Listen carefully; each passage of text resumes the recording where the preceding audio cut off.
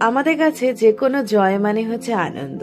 সেটা যদি নিজের জয় হয় তাহলে তো আর প্রকাশই করতে পারবো না, আর যদি সেটা নিজের না হয় অন্যের হয় তার কাছে সমান আনন্দই থাকে।